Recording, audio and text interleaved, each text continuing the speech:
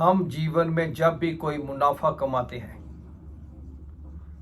तो हमें उसे मिल बांट कर खाना चाहिए। अगर भगवान हमें कुछ बड़ा मुनाफा दे रहा है, हमारे धंधे में हमें बहुत फायदा हुआ है, तो हमें उस मालिक का शुक्र करना चाहिए। उसके बनाए हुए जीव जंतुओं को मदद करनी चाहिए। हो सकता है कि आपकी उसी मदद के कारण भगवान आपको यह दे रहा है। तो इसलिए कभी भी जीवन में दान पुण्य के कार्य से कभी पीछे मत हटें। ये जरूर ध्यान रखें कि अगर आप अपने दाहिने हाथ से कुछ दान पुण्य कर रहे हैं तो आपके बाएं हाथ को पता नहीं चलना चाहिए। नहीं तो कई बार मनुष्य के मन में हंकार आ जाता है।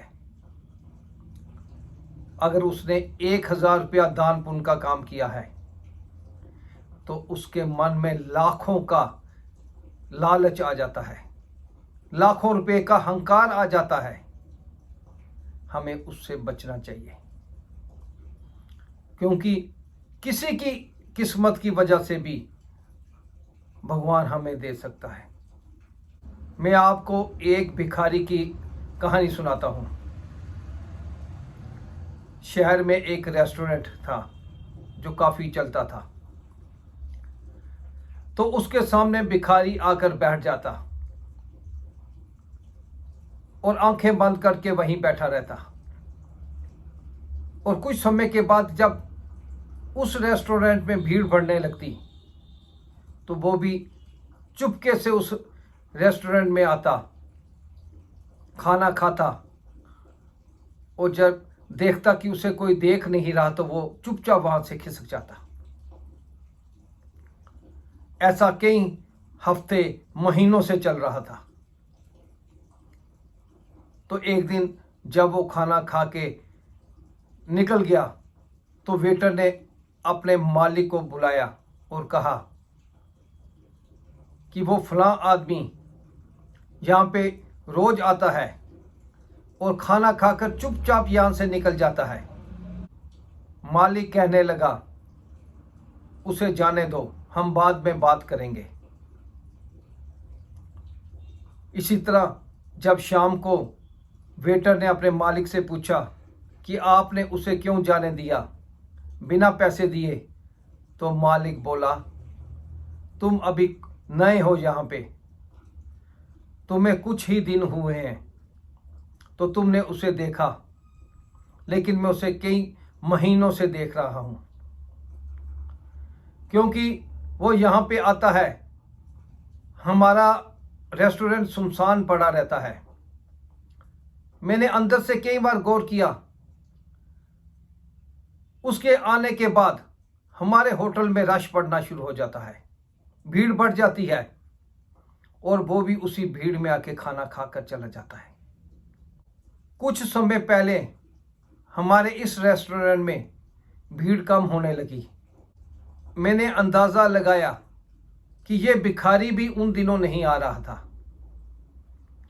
जब मैं पता करते करते पास की झुग्गियों में पहुंचा तो पता चला ये वहां पर बीमार पड़ा था और ये उठ पा नहीं रहा था।